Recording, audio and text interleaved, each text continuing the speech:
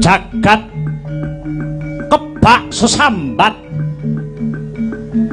awet budidayane manungsa kang nerak garising syariat ora wedi dosa kelawan walat tan metung rengkaning jagat nadyanto nglangkai kudrat watone kuat nglawat mbuh dadung mbuh kawat tekate mlumpat mburu dalan maksiat bebasan derajat pangkat wis oncat nyawa wis arep pecat esuk sambat sore sekarat ewadene males mertobat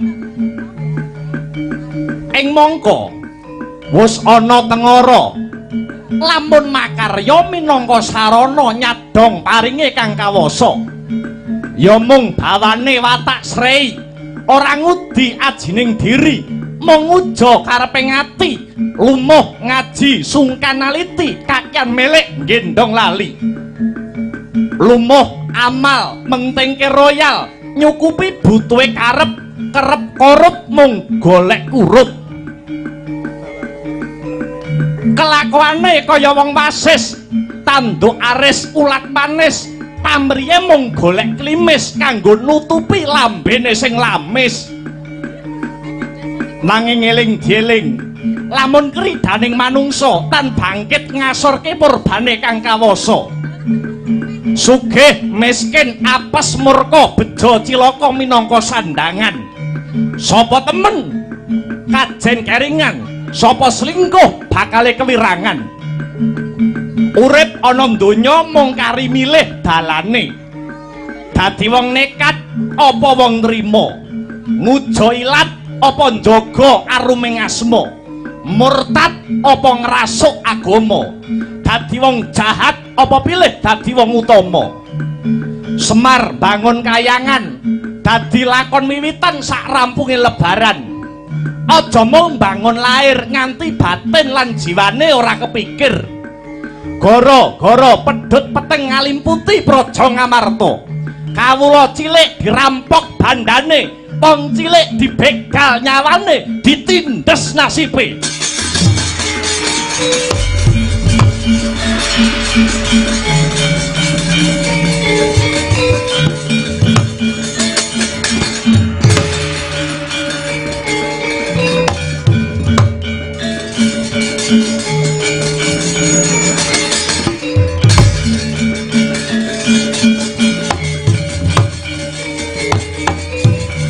ayo melayu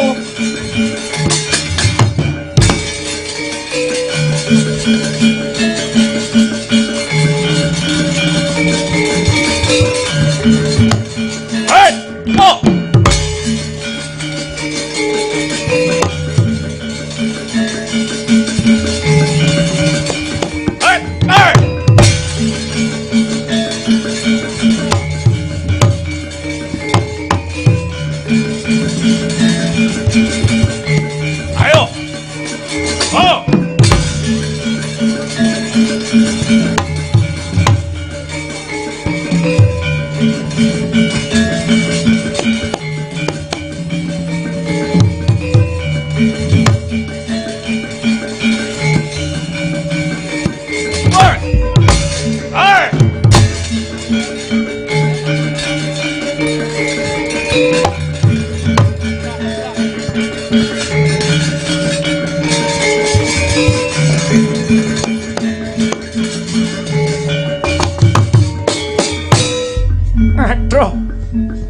aduh aku arep kok kapake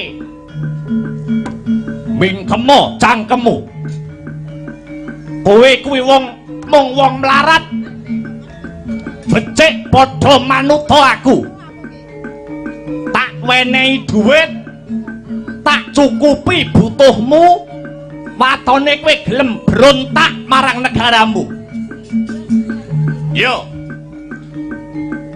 berontako aning negaramu negara Ngamarta padha ngenekno unjuk rasa kang cekak cukupe Punta Dewa dikon leren anggone dadi ratu ana negara Ngamarta yen kowe wani berontak ana negaramu bakal tak mulyake uripmu ora sudi aku ya ora sudi senadyan aku wong melarat ning aku rawani nerak pranatan Prabu Puntadewa kae ratuku sing tak tresnani mokal bisa dadi ratu yen ora ditresnani karo para kawulane bangsat kakean bebangal lakon mati dening aku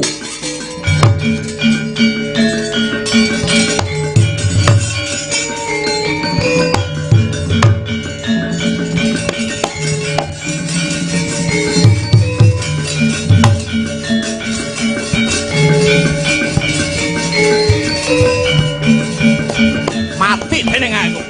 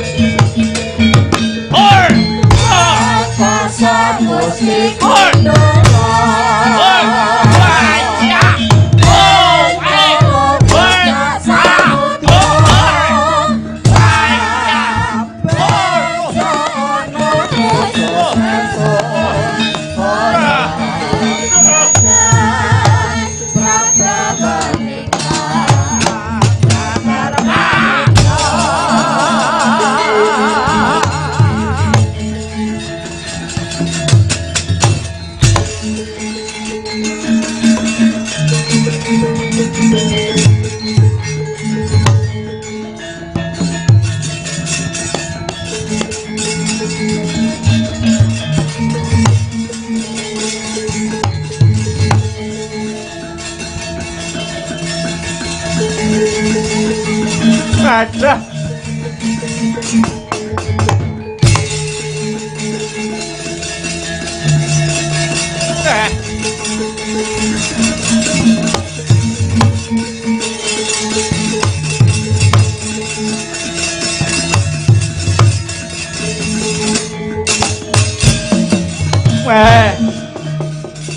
Lah toblas. Aku patih Sengkuni ya Arya Suman patih sak donya sing paling jujur dhewe. Preman-preman bayaran sing takon gawe rusuh ana negara Ngamarta gagar wigar tanpa karya. Konangan karo anak-anak Pandhawa. Ya. Sengkuni ora kurang akal anggone bakal golek cara murih ringkihing Pandhawa.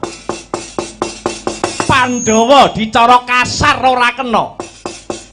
Tegese kudu nganggo cara alus. Sengkuni bakal ngerangkul wong-wong sing dipercaya lawan para Pandhawa.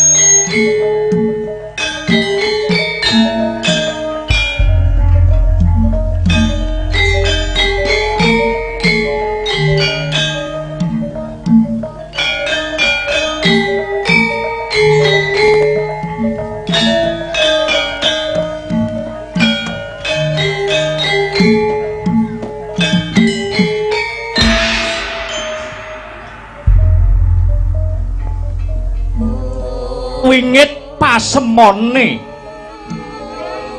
wibawa kekuwunge ngedap-edapi cahyane hanenggih punika ta pamonge tanah Jawa Sang Semar Badranaya. Sang Semar mung bisa angelus dada hangunjal uswa dupi mirsani kahanan aning jagat raya kathah kang samya cacat cinacat rebut bener adu otot satemah dadi sandungan ing reh gegayuhan.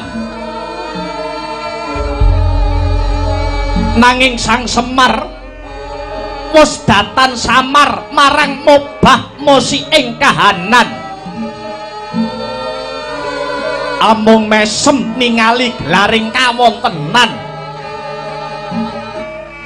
tekating batin Sang Semar arsa ambangun kayangan kinarya dandan-dandan mental kang sarta moraling para bebrayan agung.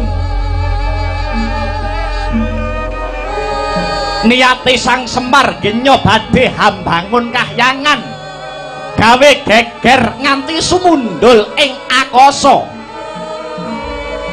satemah tetungguling dewa nenggih Bathara Guru utusan kelawan Bathara Indra lan Bathara Brahma kinen hamerpeki sang pamong tanah Jawa.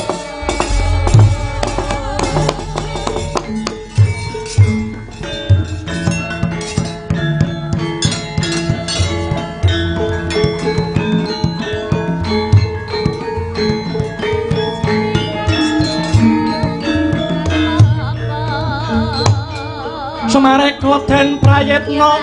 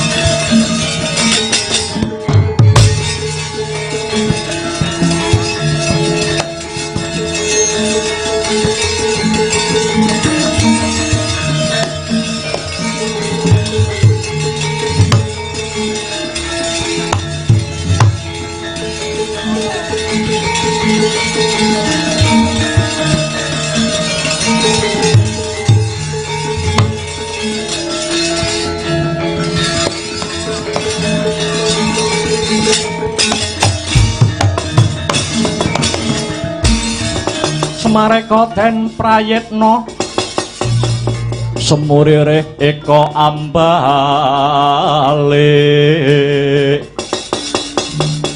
titiyani gandayani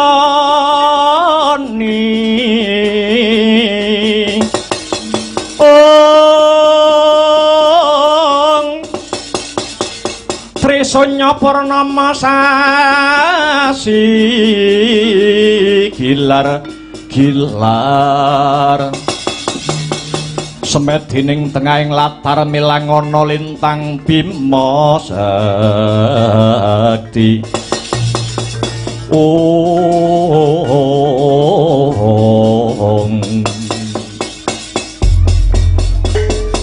mbegegek ugek sadulita hemel lae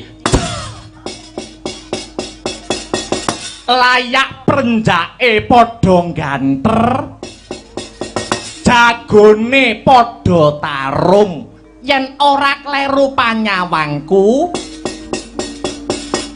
iki kaya Bathara Indra lan Bathara Brahma kang sowan ana sudungku karang kadempel kene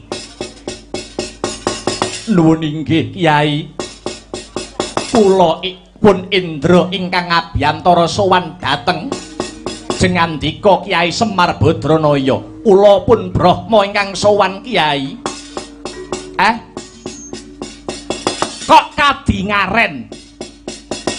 kok kadingaren kowe para dewa gelem saba omahku sing mung ana dusun kene mokal yen kowe rene kabeh do ora ana perlu Indra lan Brahma Kyai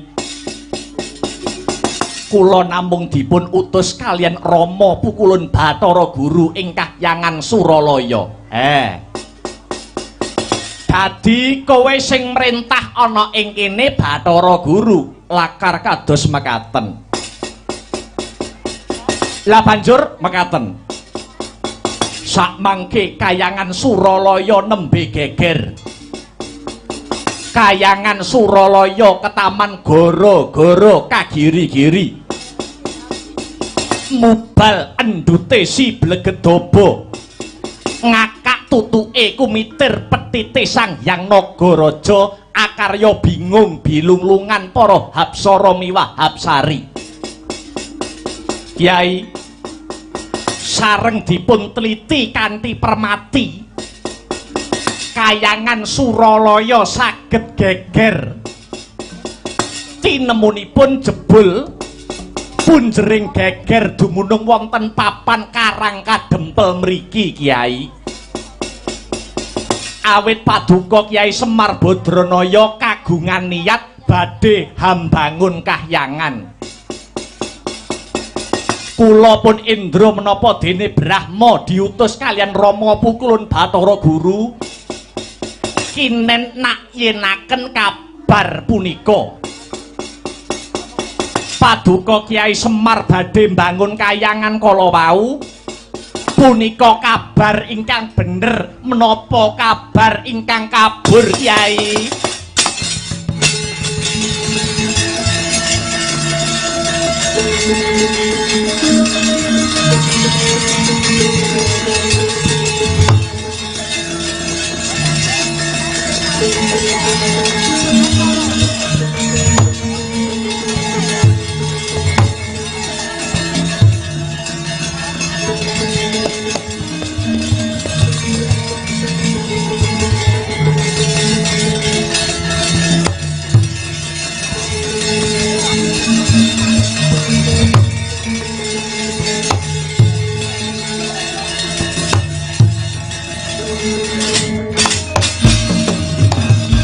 Kagiat risang kapirang urinangkul dinempit-gempit dosa ngerep naning bawono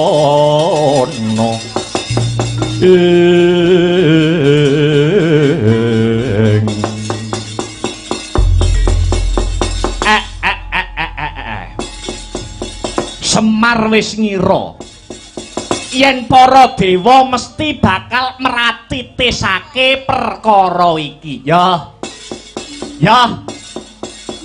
pancen tak dodo kuwi kabeh mau kabar sing bener kalamun to aku bakale mbangun kahyangan Indra lan Brahma ya jagat dewa Bathara ya jagat pangestungkara duh Sang Kyai sejatinipun menapa maknanipun paduka Kyai kok ngantos kagungan niat badhe hambangun kahyangan kala wau Punapa paduka Kiai Meri kalian panguwasa tunggal Kahyangan Suralaya ingkang dipun asta dening Rama Pukulun Bathara Guru. Menawi paduka Kiai Semar Meri kang sarta milik Rama Pukulun Bathara Guru purun masrahaken Kahyangan Suralaya saputuhipun dhateng paduka Kiai Semar Badranaya.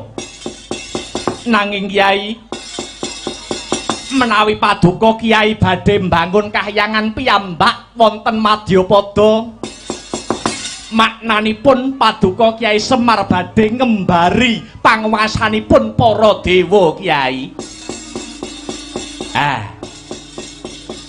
Aja cetek sing dadi pamikirmu Indra. Babar pisan atiku ora ana rasa meri senadyan to sak mrica binubut. Aku ora pengin nglungguhi kahyangane para dewa. Aku ora milik karo panguwasane bapakmu ya kuwi si Bathara Guru.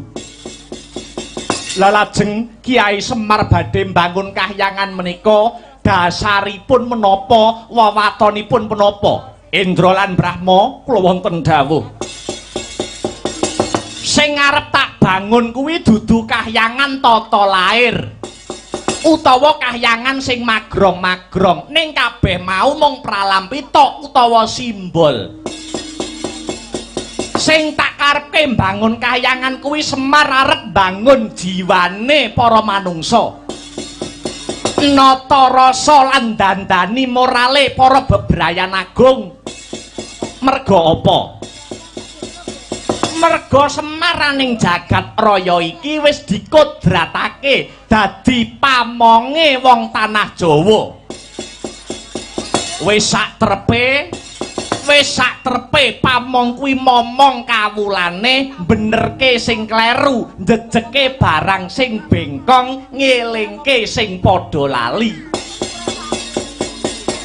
Semar yen kok nyawang kahanan saiki, aku wis ora mentala Indra, aku wis ora mentala Brama. Apa maneh kemajuane jaman, saiki wis ana barang sing gedene nggur sak gegem sing gunane kanggo nyedake wong sing adoh. Kuwi wae para manungsa ora bisa gunake barang mau kanthi bener becik. Malah ana jerone barang mau isine mung kanggo ngelek-elek lan nyacat padha umating pangeran. Kok gampang mendumuk salahe wong liya? Ngopo kok ora gelem dandani kayangane dhewe-dhewe? Kok ora gelem mawas diri, ora gelem mulat sarira hangrasa wani? Indra, Brahma. Dadi niatku sing bakal bangun kahyangan iki mau ibarat wong lara, aku sing bakal golek tamba Indra, Brahma.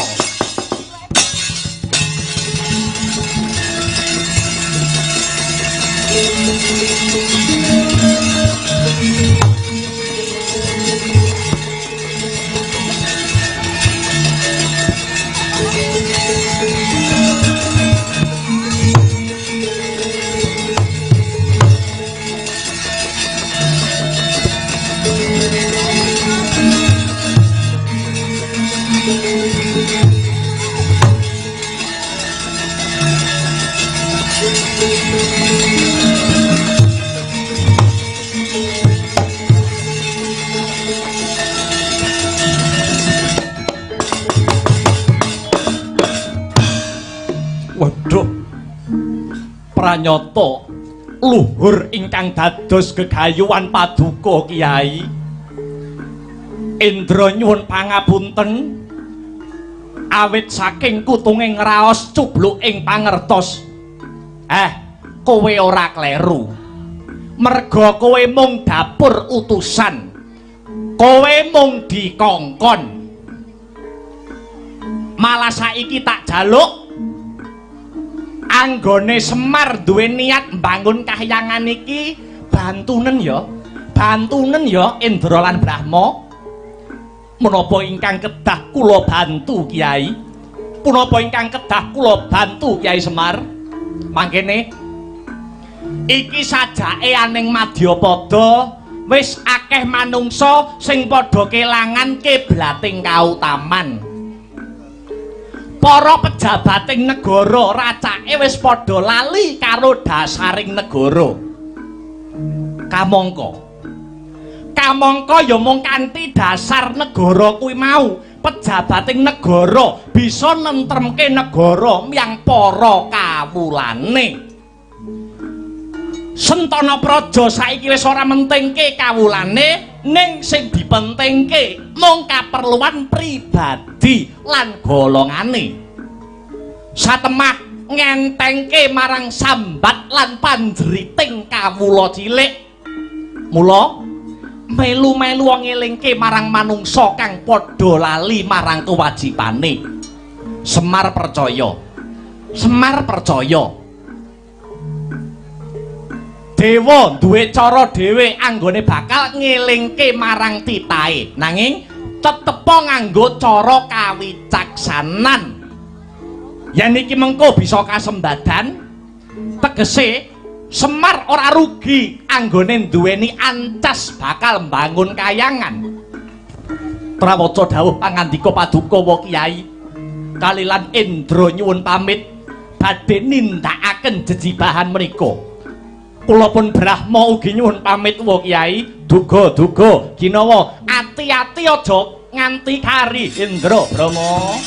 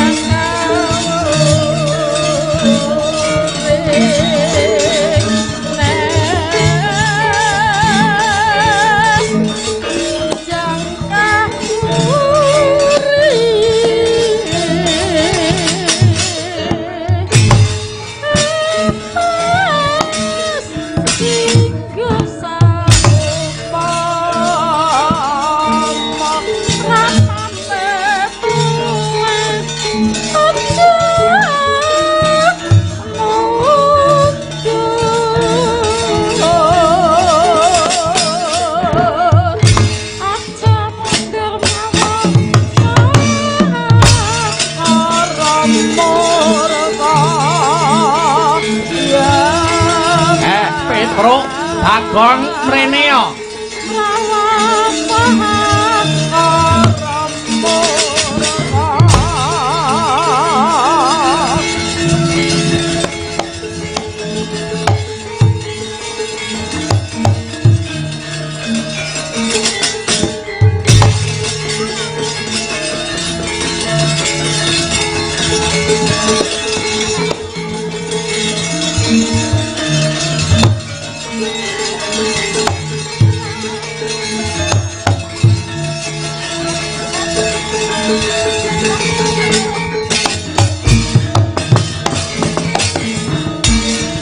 Dewa-dewa sugata marang soring prang ngudani arom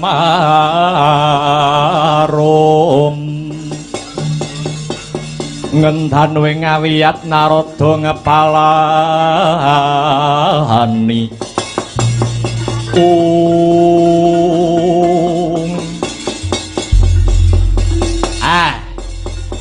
Petruk wonten dawuh Bapak.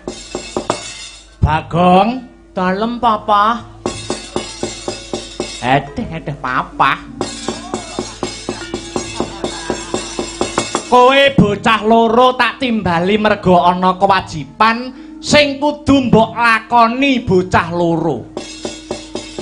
Kewajiban apa, Pak? Kewajiban apa, Papa? Napa ken latihan garap lagu anyar? Siji aku loro sing demungi seneng nek mecahne notasi lagu anyar. Ora.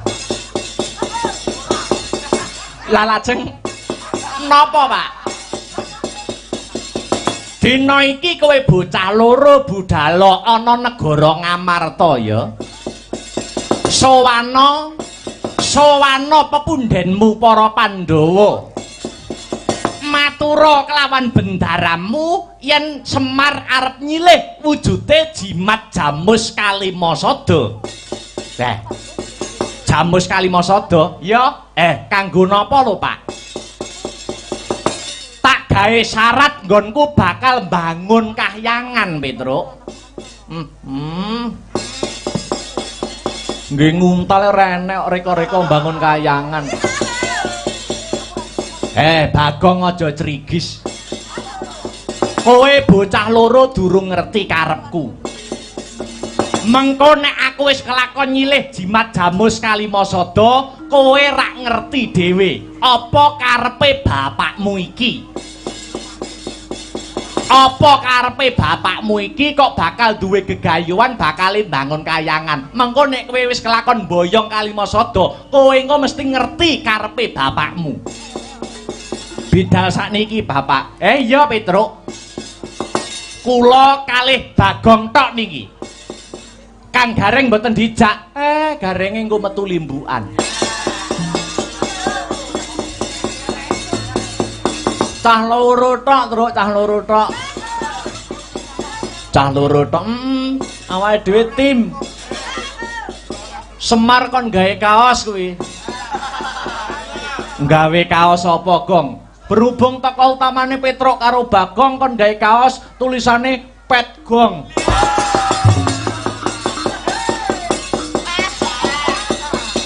Petruk Bagong. Iya. Saiki kan usume ngono kuwi. Iya. Lambemu ra.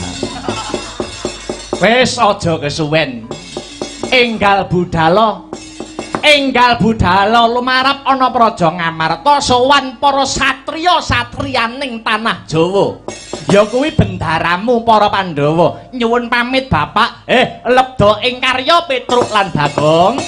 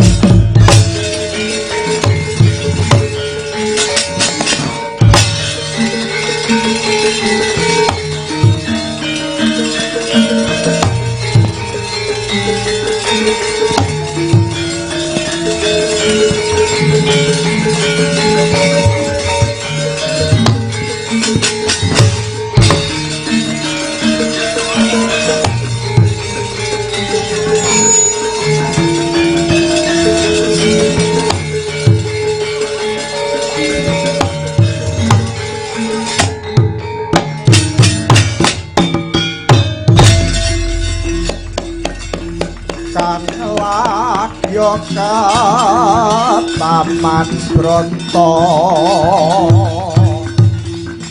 gegarane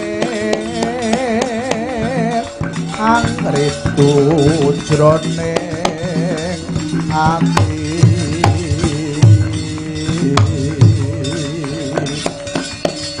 prasasat nandang yo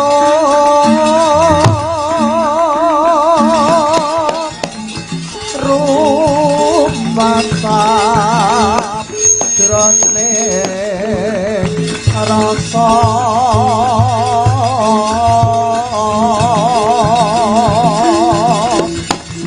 timbang burung ing tekad aluwung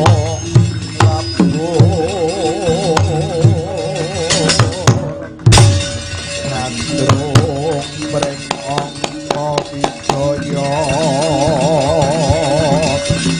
nanggih sang Dahono Abimanyu Sakara rupa ora sedeng nalendra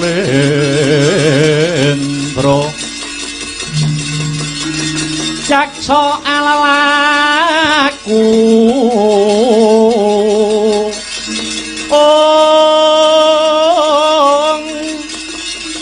kalmang walya ingkang ambira marang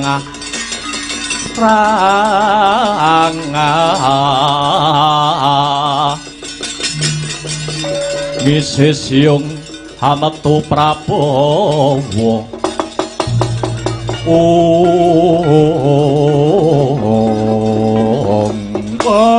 latala bojleng iblis laknat padha jek-jekan kece wali kece sadat setan wali kobra adikku Yayi Dahono Sari tak sawang kowe kok kaya wong bingung apa ana sing kok pikir wayah mangan kowe ora mangan wayah turu kowe ya ora turu ragamu saya kuru janjane sing kok penggalih iki apa mara gage matura kelawan kakangmu aku Prabu Gorodahana kakang Gorodahana piye Dahana Sari ing palungguhan iki adimu lagi nandhang kunjana apa kakang kunjana apa iya kakang kunjana kuwi tegese edan popo iki tegese lara lire lara kedanan utawa nandang kasmaran pancen bener kakang pancen bener lah dalah lah banjur bocah lanang endi sing kuwawa njiret rasamu nduk wis ana 3 candra iki tegese 3 wulan aku impenan wong lanang sing baguse ora jamak dedeke ngringin sungsang pengawak guwaya teja ya mung wong lanang kuwi mau sing tansah ngridu jroning pikirku kakang nanging kok emane kabeh mau ana sajroning pangimpen emane kabeh mau ngimpi upama ketemu langsung lho yo wis tak ambungi osik to osik kowe iki dadi bocah wedok mbok aja ngetek kae wong durung ketemu karo sing kok karepke kok wis nyosor ae Dadi wong wedok ki mbok sing ngajeni karo awake dhewe. Banjur wong lanang sing kok karepke kuwi mau saka ngendi lan jenenge sapa? Slendra sing dadi rasaku, Mbah Tarkun. Kakang.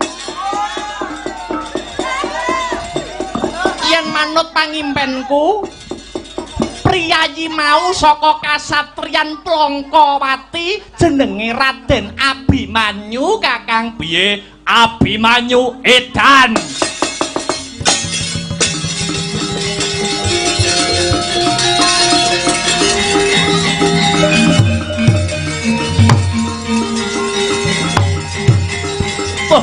Abimanyu.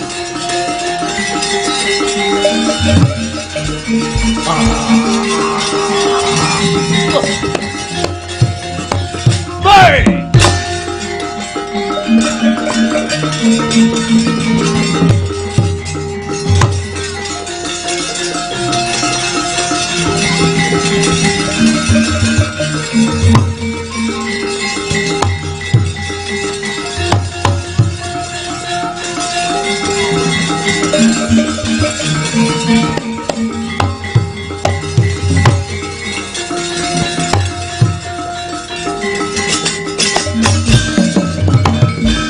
Uta Pandhawa tata gati wisaya ngendriyaksa sara maruta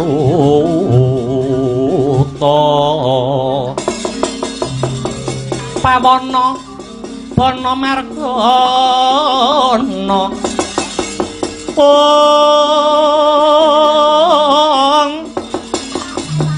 samirana lan marahayang Ponco Bayu wisikan pagulingan 5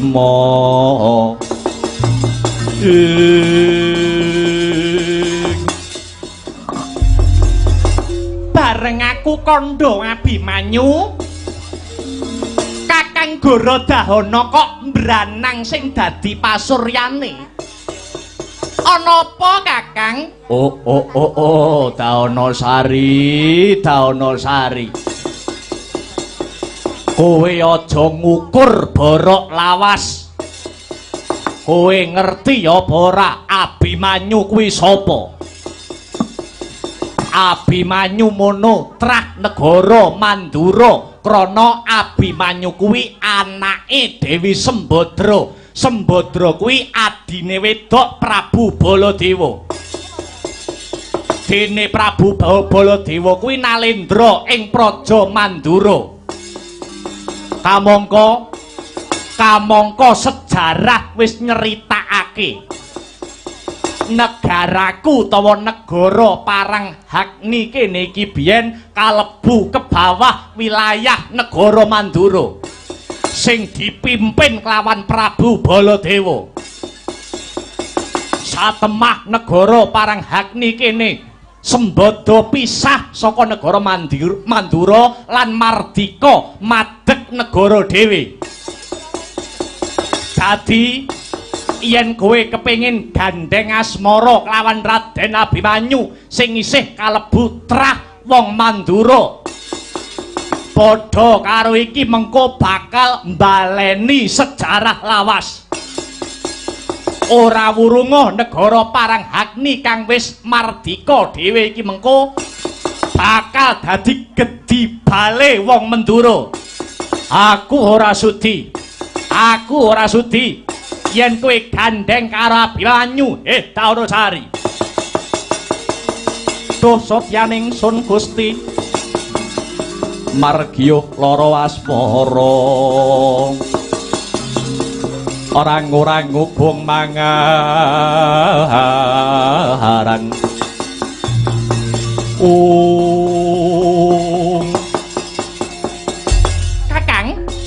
Kakang Gorodahana, panjenengan apa ora tau krungu ana tetembungan tresna iku wuta? Tresna kuwi ora bisa dipeksa, merga tresna mono uruping jiwa luhur. Yen mung gagas perkara negara Mandura lan negara Paranghagni tak kira ora ana rampunge. Yen aku kelakon sesandingan karo Raden Abimanyu, malah tak kira bisa dadi dalan rukune ing antarane Praja Mandura lan Paranghagni, Kakang. Ora ana tembung rukun kanggo trah negara Mandura lan negara Mandura kuwi dhewe. Yen kowe rabi karo Abimanyu, sisip sembire, luput katuranggane, pengapesan utawa kelemahan saka negara Paranghagni malah bisa disebar ana negara Mandura. Wekasane negara kene bakal gampang dibedah karo wong jaban rangkah. Aku ora condong, aku ora rumojong yen Siadi Daonosari bakal sambung tresna kelawan Abimanyu. Ya Kakang, iya. Yen pancen Kakang ora sarujuk ora dadi ngopo.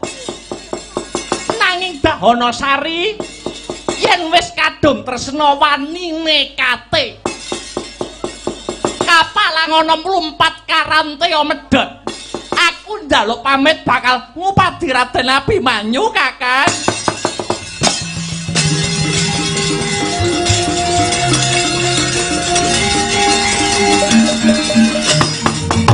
Wah, salah. Daonosari. Wah. Pokok belung rene. Wah.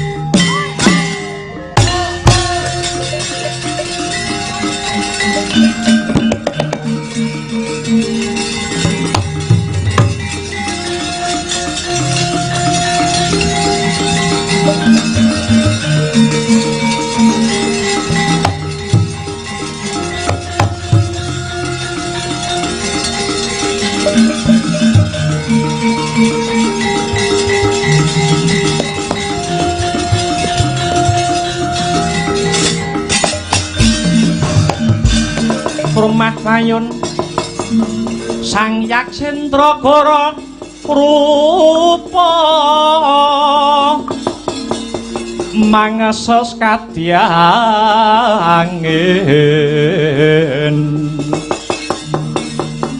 pang sempal kaprapal selo-selo kaplasa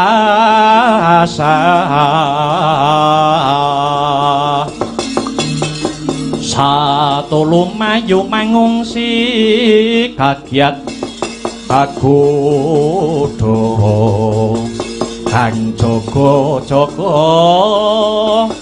bumi Iwang Titi Kala Ludra Mas Patik Raja Dewaku abdiku sing tak tresnani Togo kula wonten dawuh sinuwun Prabu Gorodahana nimbali keng abdipun Togog Teja Mantri lan kowe mbelung siap juragan marmane kowe sak kloron adoh ndak awe cerak saya tak raketake merga ana babakan kang bakal rinumpaka marang Togog lan Belung. Prakawis menapa lho sinuwun? Kok sajak wigati kang abdipun Togog Teja Mantri sumedya ngangklungaken jangga nilingaken karna nengga rumentah sabda pangandikanipun sinuwun Prabu Gorodahana. Mangkene Gok ing palungguhan iki aku tinangisan karo adhiku wedok ya kuwi si Dahanasari. Merga dina sak mengko adhiku Dahanasari lagi ke Taman Kunjana Papa Kunjana Papa. Iya, Gok. Kunjana Kedan Papa ki lara, tegese lara kedanan. Oh, sedang jatuh cinta. Ya. Bener, Long, bener. Lah priya pundi sinuwun ingkang dados gantilaning manah Ndara Ayu Dahanasari? Bocah sing dedeke ngringin sungsang pengawak Guwaya Teja. Satriya saka Plangkawati kang aran Raden Abimanyu. Nanging adhiku Dahanasari nganti tekan dina iki durung nate ketemu karo satriya kuwi mau, Gok. Dahanasari mung ngawruhi satriya mau lewat pasupenan utawa pangimpen. Nuwun sewu kesinuwun. Pranyata pangimpen Keng Rayindara Dahanasari niku mboten salah. Satriya Plangkawati ingkang dedekipun ngringin sungsang pengawak Guwaya Teja menika jagat boten wonten kalih inggih namung Raden Abimanyu. Raden Abimanyu niku atmajanipun panengah Pandhawa ingkang kekasih Raden Arjuna utawi Raden Janaka. Mangkono, Gok. Inggih. Nanging nyuwun sewu, menapa dipun keparengaken kula matur piye, Gok? Cecak nguntal cagak cebol gayuh lintang. Tegese tangeh kelakone. Sababe apa, Gok? Jodho tali mangsa menika sampun dipun tata kalian Gusti ingkang Maha Nasa. Nyuwun sewu. Raden Abimanyu menika satriya ingkang gentur tapane, manteng semedine. Asring sanget nampi kanugrahan saking para Jawata. Lan malihipun Raden Abimanyu niku sipating satriya ingkang bagus pasuryanipun. Ora beda wadoh kaya bapake. Lah sakniki kosok baline. Kang Rayi Dahanasari menika sipating raseksi buta wedok. Niki mengke Ndara Dahanasari yen tetep malang-malang kaya perbatang, mentang-mentang kaya gendhewa.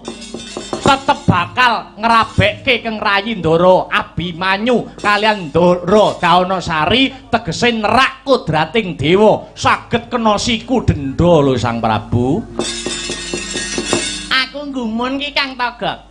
Nggumun piye? Adat saben yen wong lagi kasmaran sing ngoyak-oyaki sing lanang. Lah iki nek sing memeti kok sing wedok. Apa kira-kira wis gatel njaluk dikukur tenan ya, Kang? Kira-kira apa ya ngono ya, Lung. Cara wong tuwa biyen ki nek ngarani wis brahi. Ayo kabeh ki ning ana titikane, ana tanda-tandane. Yen wong wedok kae wis ngancik dewasa kok wis brahi, kuwi tanda-tandane utawa titikane. Kuwi nek turu ki irunge rada mruntus semu kringeten ngono kae. Kuwi tandane wong wedok nek wis dewasa, wong wedok nek wis brahi karo cah lanang. Kuwi nek wedok, heeh. Lah yen lanang, nek lanang ki malah gampang.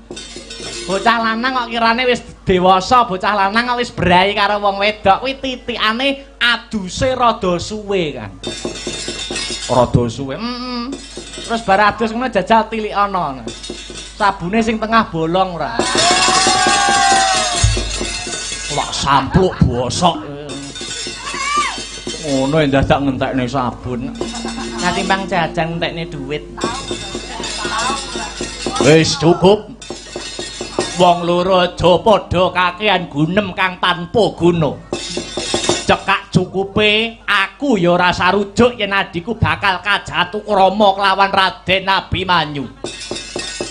Merga Raden Abimanyu menutrah saka negara Mandura, kamangka negara Paranghagni kene iki biyen klebu wilayah negara Mandura.